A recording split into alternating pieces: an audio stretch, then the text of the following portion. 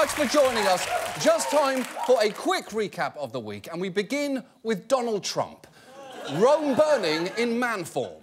On Thursday, he went to the RNC headquarters in Washington to meet with Paul Ryan and the Republican establishment to try and mend fences. Now, Ryan had famously declined to endorse Trump, but after the meeting, he struck a more conciliatory tone. I was very encouraged with what I heard from Donald Trump today. I do believe that we are now planting the seeds to get ourselves unified, to bridge the gaps and differences. I was very encouraged with this meeting. His personality, I thought he's a very good personality. He's a very warm and genuine person. OK, stop. Because I understand the genuine part in the same way that Miller Genuine Draft is genuine. You know, it is the shitty thing that it is. But the only way Trump could be described as warm is if you're feeling leftover tanning bed heat radiating from his skin. And why is Paul Ryan being so coy about this? We all know where this is going. Trump needs the GOP's money because he's decided he is not self-funding his general election campaign, and the Republicans need to not alienate Trump's voters. So Trump and the Republican establishment are like a teenage Christian couple who've made an abstinence pledge. They are going to have sex. It is just a matter of time. But they still need to make a big show of resisting it for anyone who might be paying attention. However, the rest of the week was a little bumpier for Trump. On Friday morning, he attempted to justify not releasing his tax returns, and it did not go great. There have been many presidents that have not shown their tax returns. Actually, every single nominee since 1976 has released their tax before returns. Before 1976, most people didn't do it. Yeah, sure. But there were a lot of things we did before 1976 that seem crazy now, like smoking on airplanes and thinking Elliot Gould was a major sex symbol. The point is, times have changed. But perhaps the weirdest thing involving Trump this week was the release of tapes suggesting that in the 90s he had, for some reason, invented a publicist for himself named John Miller and pretended to be him on the phone. By the way, I'm sort of new here, and what is your position? Well, I'm sort of handling PR because you get so much of it. Yeah. Where did you come from? I basically work for different firms. I work for a couple of different firms, and I'm somebody that knows, and I think somebody that he trusts and likes. That is so perfectly Donald Trump. Even his imaginary alter ego reflexively brags about himself. Now, on that tape, you hear John Miller saying many incredible things about Trump, including claiming that Madonna wanted to date him. No, she called and wanted to go out with him, that I can tell you. The people that you write about really are... they call. They just call. Actresses, people that you write about just call to see if they can go out with them. Now, much like his candidacy, that claim is sad but not implausible. Remember, there were rumours that in the 90s Madonna got together with Vanilla Ice, Jose Canseco and Willem Dafoe. And what is Donald Trump if not a mixture of the authenticity of Vanilla Ice, the likeability of Jose Canseco and the terrifying facial expressions of Willem Dafoe? But this shouldn't even have been news this week. It shouldn't have been news. Back when this happened, Trump confessed to the whole thing. Soon after the interview, Trump admitted that he was John Miller and called it a joke gone awry. OK, so there's no story here then, is there? All present-day Trump needed to do was quickly reconfirm that it was him.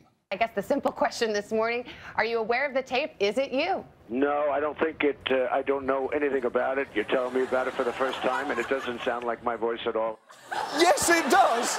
It's clearly you! Look, there is only one way to settle this. Tonight, I would like to extend an invitation to John Miller, publicist, to appear on this programme. Now, to be clear, this is not an invitation to Donald Trump, who has never and will never be invited here for an interview. But if John Miller wants to come sit down with us, we would love to have him. We've even set up our interview area for you, with all the things that we presume John Miller enjoys. Overcooked steaks, low-grade pornographic magazines and a hand mirror. It's an open invitation, so please come on by, John Miller. There's literally nothing stopping you other than the fact you obviously don't exist. So let's move on for now to Queen Elizabeth II, the only becrowned woman who acts more entitled than a bride at her bachelorette party. This is my day. It's my day before my other day. Now, Normally, when the Queen makes headlines, it's because she's just gotten older. You know, her most meaningful power as monarch is basically to stand there and experience the passage of time. But this week, at a garden party, she made news with an overheard complaint. The Queen has been caught on camera criticising a recent Chinese delegation to the UK. Her Majesty was introduced to a police commander who described difficulties during the state visit of the Chinese president. Can I present Commander Lucy Dawson, Gold Commander when the Chinese state visited? Oh, and bad luck. Very rude to the ambassador. Oh, they were rude to the ambassador. I will say, it's actually kind of refreshing to hear a 90-year-old woman air a grievance with specific Chinese individuals rather than expressing a vague distrust for Chinese people in general. But this story became a surprisingly big deal, with experts even delving into the physics of how the Queen had been overheard. The thing with the royals is sometimes you hear them, sometimes you don't. There seems to have been a sort of perfect storm yesterday. The Queen was under a plastic umbrella which acted to amplify her words. Oh, yes, of course. The classic problem of unintended sound amplification. We haven't heard this much from the Queen since she had surgery and had to wear one of those big plastic cones around her neck. But other people were more interested in examining why the Queen was so upset.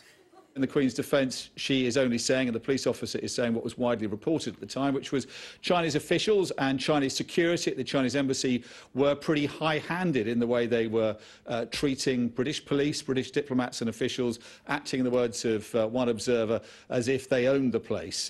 Oh, that is a little rich coming from an English person, because for about 300 years that was Britain's entire military policy. How should we engage the enemy, sir? Well, I suppose we'll just march in and act like we own the place.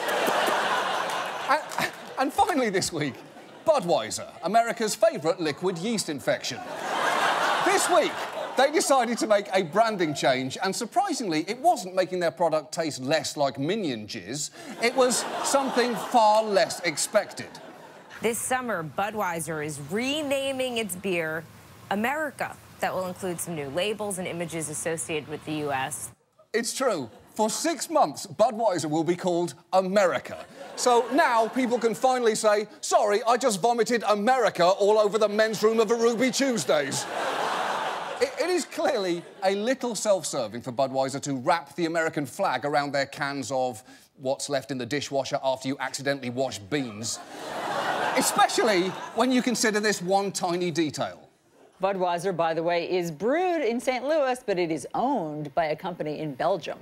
Yes, Budweiser's parent company is based in Belgium, though Belgium does have one thing in common with Budweiser. Historically speaking, Germans refuse to acknowledge that it's even there. But nevertheless, one proud American has already stepped forward to claim credit for the change, and you will almost certainly guess who.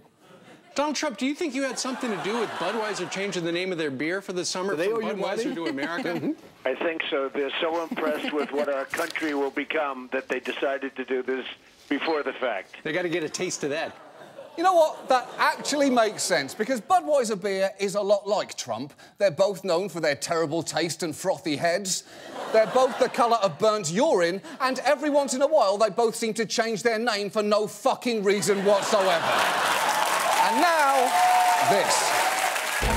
Elected officials.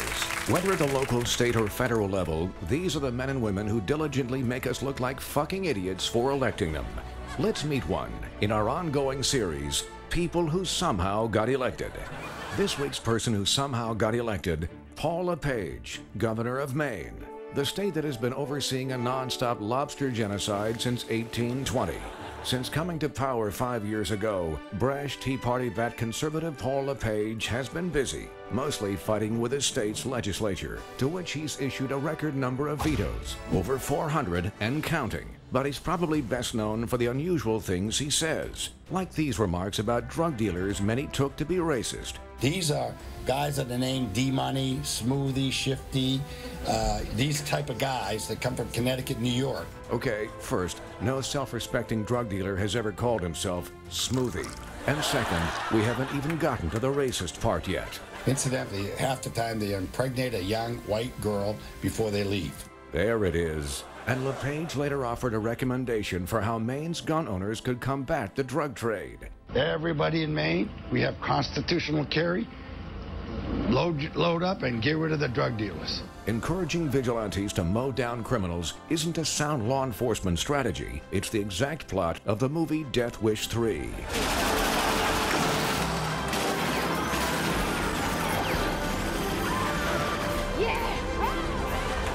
But for people who live in Maine, statements like these from their governor are not surprising. You see, while most humans possess a thin barrier that stops thoughts from immediately exiting their brain as words, Paul LePage does not. Like when he sent a message to the NAACP. Tell him to kiss my butt. Or complained about immigrant workers in his state. Do you ever try to say, what's the special today from somebody from Bulgaria? And the worst ones if they're from India. Or describe the diseases he thinks refugees would bring to Maine. What happens is you get hepatitis C, tuberculosis, AIDS, HIV, the Zika fly. And here, LePage is wrong, because Zika fly populations have actually decreased dramatically in Maine in recent years, owing primarily to the fact that Zika flies are not a real thing and do not exist. But LePage saves his finest remarks for his political opponents, like when he criticized a state lawmaker in the most graphic possible terms. Senator Jackson claims to be for the people, but he's the first one to give it to the people without providing Vaseline. That's right, he just implied former state Senator Troy Jackson was subjecting mayors to an unlubricated fucking. But hold on. Oh shit, he's coming back to say something else. Listen, damn it, that comment is not politically correct. But we've got to understand who this man is. This man is a bad person. As a result of his mouth-forming words, Paul LePage is in a near-constant state of apology. Governor LePage is apologizing. The governor apologized. Governor Paul LePage met with Jewish community leaders this morning to apologize again. I do apologize for offending anyone, particularly the loggers. I apologize to all the Maine women. Governor LePage apologizing to the son of a Bangor Daily News political cartoonist. LePage sent Nick Danby a handwritten letter apologizing for joking that he wanted to shoot Danby's father. That is a weird letter to receive. Sorry, I said I wanted to shoot your dad. Love the governor. And yet Paul LePage insists there's a rational explanation for everything he said in his career. I'm sorry, I am not like you guys. I am not polished speaker, but I have a heart. You can take the kid off the street, but you can't take the street out of the kid. I may not be very articulate because I came from the streets. Squeezing a toy pig doesn't prove you're from the streets. It proves you're a 3-year-old boy named Toby. But Paul LePage does have a point. He's not one of those politicians who'll think one thing and say another. He'll always tell you exactly what's on his mind, no matter how horrifying it is. And that is why Paul LePage is, incredibly, a person who somehow got elected. Moving on. Our main story tonight concerns 911. You know, the thing you call right after WebMD tells you you're not going to be able to get it out on your own. 911 is a number so important, we do everything to make kids remember it, from classroom posters, to toy phones, to folksy PSAs produced by local firehouses. Hi, Mrs. Clark. Welcome to Station 4. So who knows when to call 911? You should call 911 if a person is badly hurt or in danger right now. If you're not sure whether it's a real emergency and there are no adults around, it's a good idea to make the call. Now, that's true, but sometimes you should call even if adults are around. For instance, if someone's dying and the only adult is Matthew McConaughey, maybe don't leave the decision to him. Oh, you're bleeding out there, horse? All right, tell you what to do. Let's get some bongo drums and a bit of herbal love and tell that open wound to come together, hombre. We got it done. We make roughly 240 million 911 calls each year, and the dispatchers do amazing work talking people through childbirth, CPR, abductions, and home break-ins. In fact, we're so accustomed to relying on them, we even call when we don't have an emergency. 911, where's your emergency? I'm sorry, but the fireworks still on. I'm sorry, you cannot call 911 for that. Thank you. You're welcome. I think I'm having an overdose, and so is my wife. We made brownies, and I think we're dead. Time is going by really, really, really, really slow. Oh, yes, I'm calling because I have a baby lizard in my house, and he crawled in my printer. The baby crawled in your printer? No, a baby lizard. Oh, a lizard. Where is your emergency? I'm on the door. That's a little boy named Richie. I'm done. You're done? Potty. Oh, you're done potty? Okay. Now, I know that sounds adorable, but that kid may have caused such a mess in that bathroom, he had to call 911. Yeah, this is Richie. You guys have some sort of emergency clean-up crew you can send out, because I am done going potty. We have a lot of faith in 911, but the system can break down more than you think, and when it does, people can die as a result. Chanel Anderson was delivering newspapers in the dark in suburban Atlanta when she careened into this pond. She knew right where she was. The fairway in Batesville. Batesville and what? The fairway is the street, ma'am. Fairway, I don't have that. But 911 dispatchers can't find her on their map. It took first responders nearly 20 minutes to get to her. She died because a system we expect to save our lives failed her. And 911 losing valuable time simply because dispatchers have trouble determining your location is not unusual. The FCC estimates improving location accuracy could save over 10,000 lives a year, which seems like a worthwhile goal. People making emergency calls are on the very short list of things we expect to be found 100% of the time. It's that, the clitoris, and Nemo. He's not a bad fish. He's not a bad fish, he's just curious and he's capable of more than you think. And the obstacles for 911 centres don't stop there. Depending on where you live, they may also be underfunded, understaffed and full of outdated technology, which is fine if you're describing a Radio Shack, but it's a little scary when you're describing a place that handles life and death situations. So tonight, let's focus on how on earth we got to this point. Now, the location problems have a lot to do with the fact that 70 to 80% of all 911 calls now come from cell phones. And that's become a problem. When everyone used landlines, they could simply match the call to your billing address and know exactly where you were. But now, you could be anywhere, unless, of course, you have AT&T, because then you can only get reception standing on a chair right by your living room window, as long as it's not cloudy. And while 911 centres do get some location info from wireless carriers, it varies wildly. Sometimes they might only get the cell tower your call was routed through. And that's why, around the country, your chance of them quickly getting your exact whereabouts ranges from as low as 10% to as high as 95%. Just watch one reporter put a dispatch centre in Virginia to the test. 911, what's your emergency? Hi, this is Jeff Rawson with NBC News. Just want to know if you can tell me where our location is on your computer. Showing 4641 West Stocks Road. That's not here. Absolutely not. That's about a quarter mile away. And we're standing in the actual 911 center. That's it right down there. Oh, that is not good. You never want to be in a situation where you have to tell someone, I'm actually inside you right now. And if you're thinking, well, hold on, wait a minute. I can find my location on my cell phone. Well, you're not alone. Dispatchers wonder the same thing. I can check in on Facebook and it'll tell you exactly what building I'm in. I can be at the hockey game and it tells me I'm at First Niagara Center checking in on Facebook.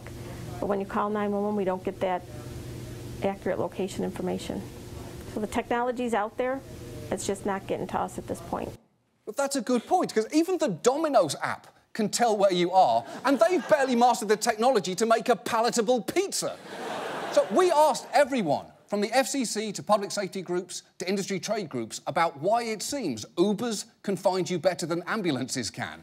And there doesn't seem to be a simple, satisfying answer. Broadly, what we were told was services like Uber aren't always 100% accurate either, particularly in rural areas. Plus, emergency workers would like technology that can tell them what floor of a building you're on, and no one seems to know how to do that yet. And while the wireless industry does claim to be working toward incorporating some of what Uber uses into 911 location services, it seems there is no guarantee when that'll be ready for widespread use. What we do know is that the FCC has mandated they improve accuracy so that by 2021, carriers deliver a usable location for callers 80% of the time, which sounds impressive until you put it like this.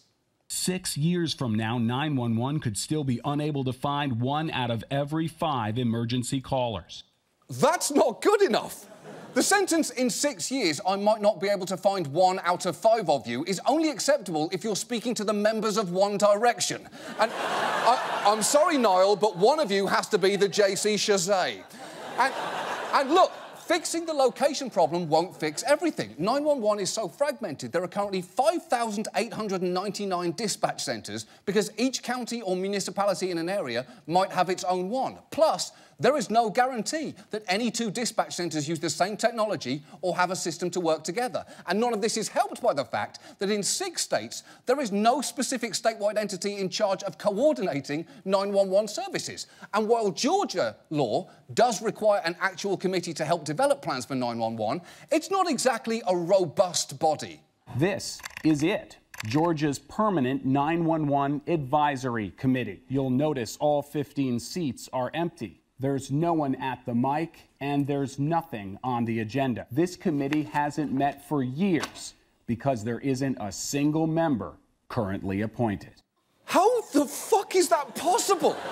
We even asked, and a spokesperson claimed that that committee does actually have members, but couldn't confirm it's active and didn't answer when we asked for those members' names. And come on, you could at least make up a name like, I don't know, John Miller, right off the top of your head. It's clearly not hard.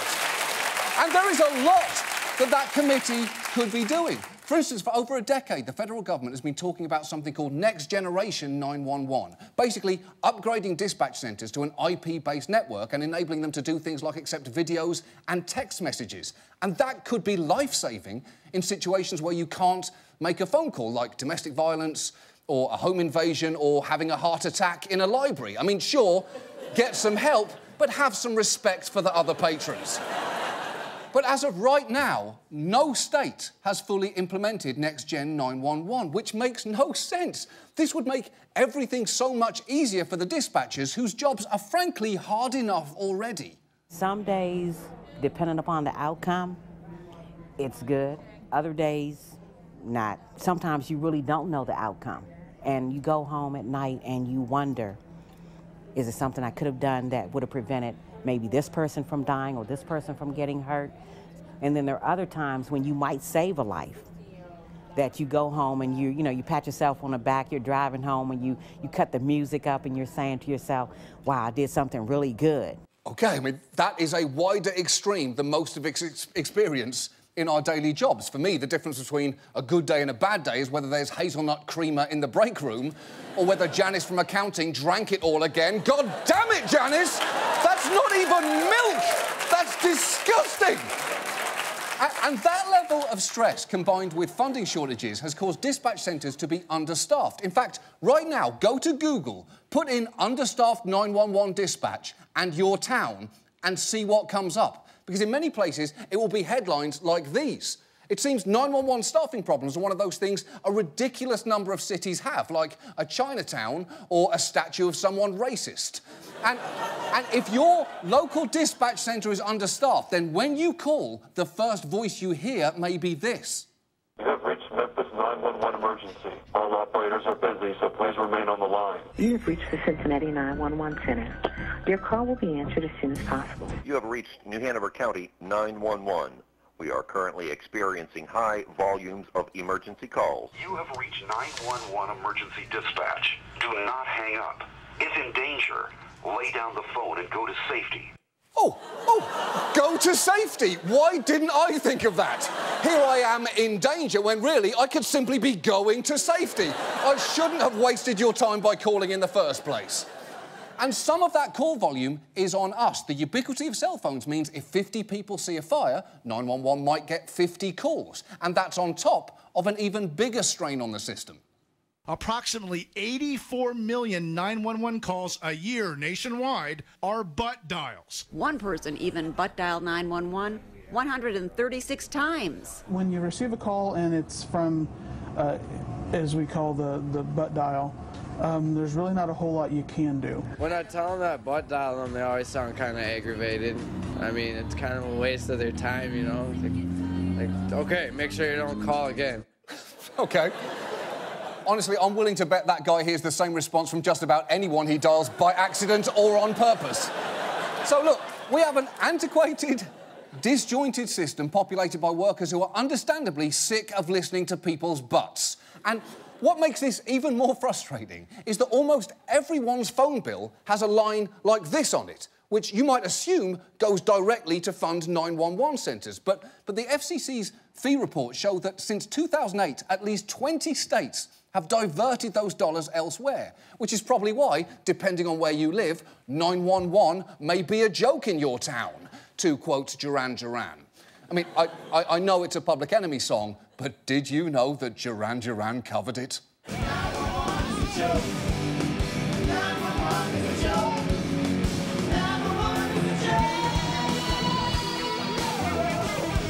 You're welcome. Because you haven't heard that disaffected anthem properly until you've heard it performed by a white man named Simon from Hertfordshire. The point is, we are routinely raiding 911 to pay for other things. New York State, which has seen multiple breakdowns in its 911 systems, took in over $185 million in fees in 2014, but then diverted $77 million into the state's general fund, where it could be spent on pretty much anything. And yet, when the governor was asked about this, he blew it off. Is that something in the budget process that you'll take a look at? Is it right for us to divert this money? It is not an issue that has come up, and I haven't heard any local legislator raise it. But if it comes up, we'll look into it. OK, A, it just fucking came up. B, legislators have raised the issue repeatedly since you've been in office. And C, not diverting money away from 911 is one of those things you shouldn't have to be told not to do. Like siphoning gas out of a fire truck to put in your dirt bike. Oh, look, no one's told me this is wrong, so if you'll excuse me, I'm going to spin some donuts in that Arby's parking lot. But this blasé attitude is indicative of the fact that until we're explicitly confronted with the challenges facing 911, it seems we're not going to do anything about them. And maybe the problem is that we are taught from a young age to take 911 for granted. So perhaps it's time for that to change.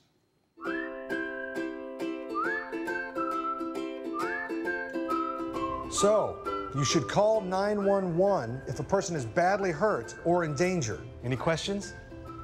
Yeah. So, if I call 911, you'll come and help me? Well, I'm sure gonna try, sweetie, but I gotta be honest. If you're calling from a cell phone and you don't know your address, a lot of the time we're gonna struggle to find out exactly where you are. That's scary. Well, don't you worry. By the year 2021, we will find you every time. 4 out of 5 times. Wait, how can you not know how to find me? I can order pizza from my phone right now, and they know exactly where I am. It's not the same thing. I just did it. There's a pizza on its way. You know what? I'm gonna get a dispatcher to come explain this to you. Hey, kids. Firefighter Bill said you had some questions about why we're not able to find you all the time? Yeah. Why is that? Well, we just don't have the technology to... Pizza's here. Shit, get out. On the bright side, some places have pretty good statewide systems, like Maine. Hey, my grandma lives in Maine. Well, then she should be fine. My grandma lives in Georgia. Ooh, she is fucked. Totally fucked. Why don't you guys just try harder? Excuse me? Oh, shit. You think I don't try hard? I just worked a 12-hour shift.